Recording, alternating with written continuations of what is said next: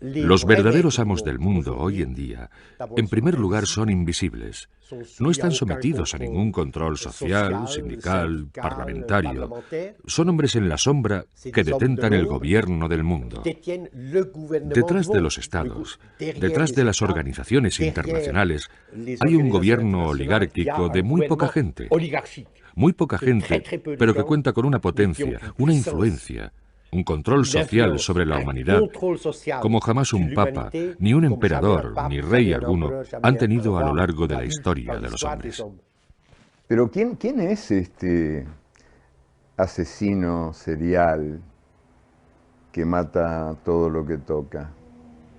Habría que meterlo preso, se me ocurre, pero ocurre que no se puede meter preso a este asesino serial porque él tiene las llaves de todas las cárceles y porque es un sistema universal de poder que ha convertido al mundo en un manicomio y en un matadero.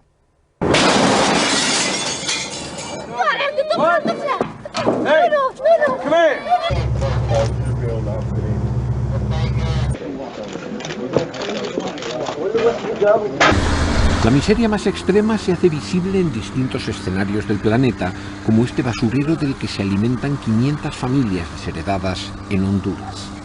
Son visiones obscenas y repetidas de un mundo que durante los últimos 20 años ha cambiado de forma vertiginosa.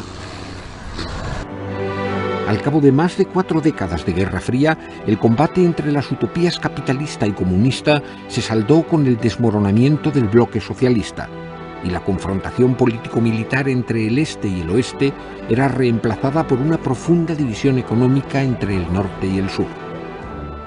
Desde la caída del muro de Berlín, las fronteras internacionales ya no separan a sistemas políticos o modelos sociales opuestos, sino a naciones enriquecidas y pueblos empobrecidos. El actual telón de acero está en las barreras que contienen a los inmigrantes como infranqueables puertas de un norte opulento gracias a la explotación del sur. Un nuevo orden mundial, tan rígido como el anterior, se ha establecido bajo el control de todopoderosos grupos multinacionales de capital.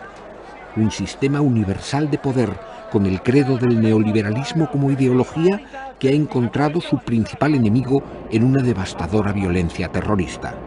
Un modelo extremadamente injusto, en el que desaparecen los viejos sueños políticos y cuyo análisis resulta urgente.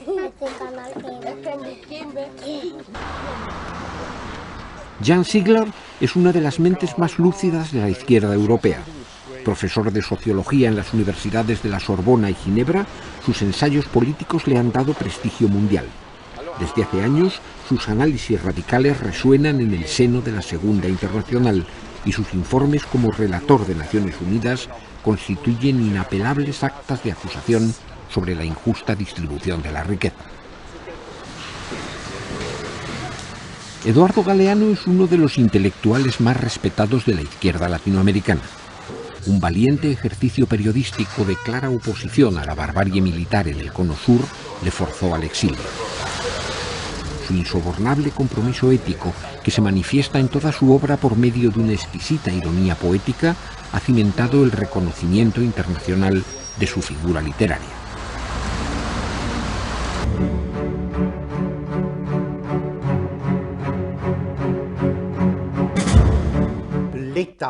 El Estado tal y como lo conocemos, el Estado nacional que surgió de la Revolución Francesa del siglo XVIII, de la unificación de los distintos países europeos, es un Estado territorial.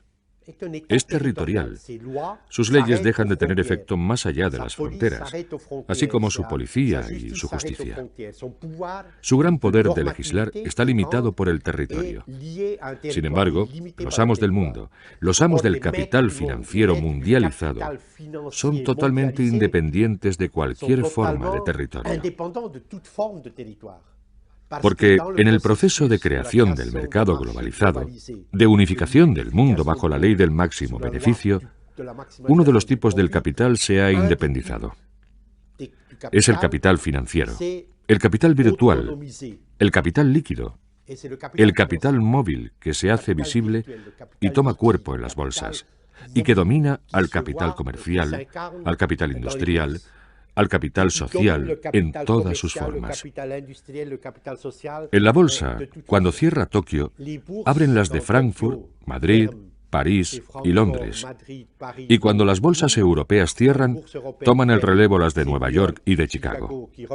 Por lo tanto, el capital financiero recorre el planeta las 24 horas del día con una única finalidad: el beneficio máximo.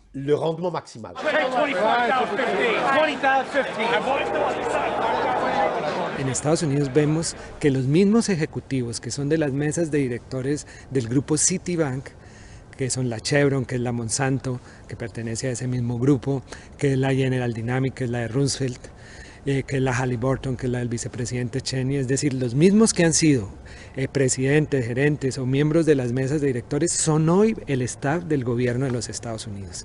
Es decir, que ya no podemos hablar de un gobierno en la sombra de estos grupos, sino podemos decir que mediante el gobierno de Estados Unidos estos grupos han empezado a ejercer directamente el poder, y que los que sí son entes meramente subordinados son la mayoría de los gobiernos del mundo, que dependen de ellos.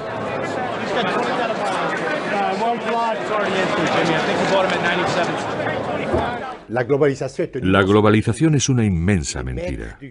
Los amos del gran capital, que dirigen el mecanismo de la globalización, dicen: vamos a crear una economía unificada por todo el mundo y así todos podrán disfrutar de las riquezas, de los progresos científicos, de los progresos del comercio, de los progresos de la libertad. Lo que sucede en realidad, si observamos la economía, es que existe una economía de archipiélagos que la globalización ha creado. Existen algunos islotes extremadamente ricos, extremadamente poderosos, y continentes enteros que desaparecen en la oscuridad.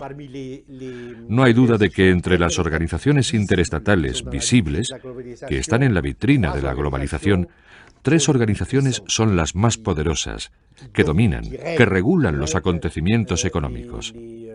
Son el Banco Mundial, el Fondo Monetario Internacional y la Organización Mundial del Comercio. Son bomberos pirómanos y son fundamentalmente organizaciones mercenarias de la oligarquía del capital financiero invisible mundial.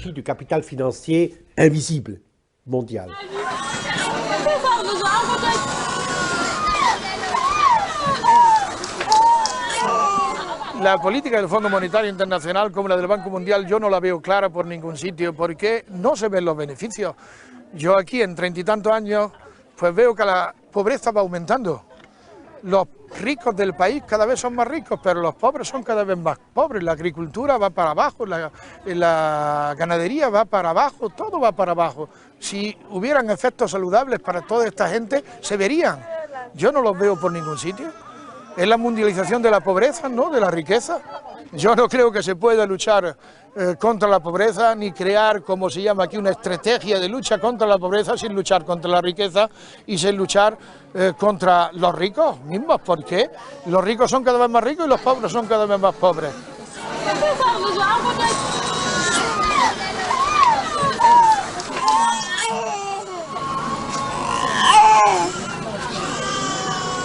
El Fondo Monetario lo manejan 5 países, y sobre todo uno, que es el que tiene derecho de veto, pero digamos 5. El Banco Mundial es un poquito más democrático, lo manejan 8 países. La Organización Mundial de Comercio, que es la que nos condena a cobrar cada vez menos y a pagar cada vez más, en sus estatutos establece el derecho de voto, pero nunca se votó, jamás.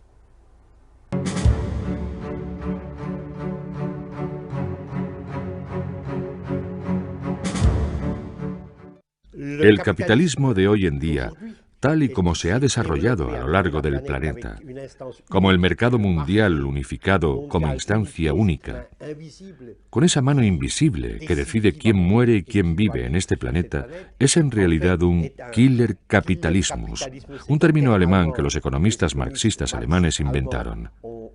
El capitalismo de la jungla que mata, que asesina.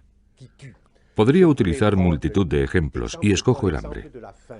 Todos los días en este planeta, según la FAO, 100.000 personas mueren de hambre o a causa de sus consecuencias inmediatas.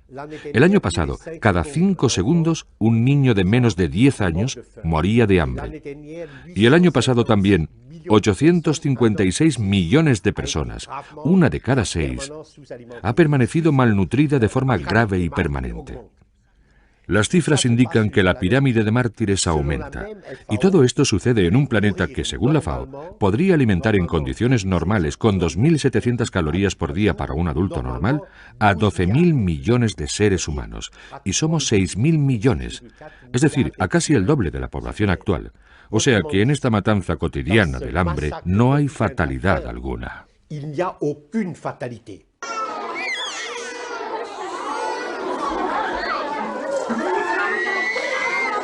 Esta gente no está sufriendo de la hambruna actual, están en una situación de hambruna crónica. Cuando estos niños llegan a esa situación ya ni comen. Esto clama al cielo, más que al cielo también, pero vamos, clama a Occidente, clama al primer mundo. Es incomprensible, es impensable, es absurdo, es injusto, con los apelativos que quiera, que el primer mundo esté exigiendo al mundo de aquí, al mundo africano, que paguen las deudas de un capital que han sido ya pagadas, que esto está suponiendo quitar esta comida a estos niños. Esto no va a ayudar nada allí, y esto está quitando el pan a nuestros hijos. Eso es criminal. Eso es como un genocidio organizado a un nivel internacional.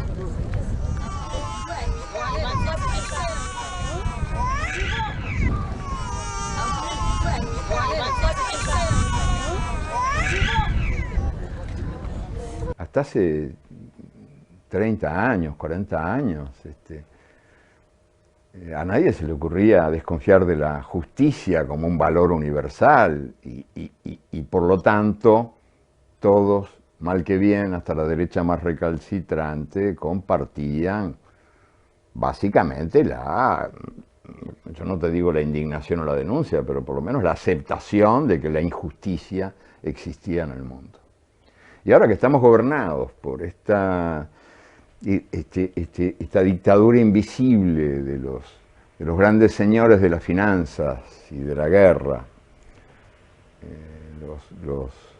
los guerreros y los banqueros que mandan en el mundo y que usurpan una palabra hermosa como era comunidad internacional, lindísima palabra, lindísima expresión, la comunidad internacional que ahora nombra a los banqueros y a los guerreros. Comunidad internacional es el poder que ejercen los banqueros y los guerreros. Bueno, pues en otros tiempos se admitía que un mundo que genera pobreza es un mundo injusto, o sea que la pobreza es hija de la injusticia. Hoy por hoy es cada vez más raro escucharlo, porque resulta que la injusticia ha dejado de existir. La pobreza es el justo castigo que la ineficiencia merece. Y cuando decimos que la economía ya no es una actividad humana, que el neoliberalismo ya no es una actividad humana, sino simplemente la traducción de una realidad, de un número determinado de leyes naturales, lo que hacemos es expulsar al hombre de su papel como sujeto de la historia. Y con ello, negamos frontalmente todos los valores de las luces, la solidaridad, los derechos del hombre, la autodeterminación, el gobierno, por delegación revocable, etc. Hoy nos encontramos ante estas dos opciones. O bien escogemos la defensa de esos valores, de las luces, a través del restablecimiento de la fuerza del Estado Nacional y de una normativa internacional, o bien nos sometemos a los amos del mundo y a sus leyes presuntamente naturales de los beneficios. Si la segunda opción es la que se impone finalmente, entonces la jungla se instalará en Europa. Nos sumiremos en la oscuridad y la civilización tal y como la conocemos, por lo menos en Europa, la civilización democrática que proviene de las luces, desaparecerá. Ahora las torturas se llaman apremios ilegales, La traición se llama realismo, el oportunismo se llama pragmatismo, el imperialismo se llama globalización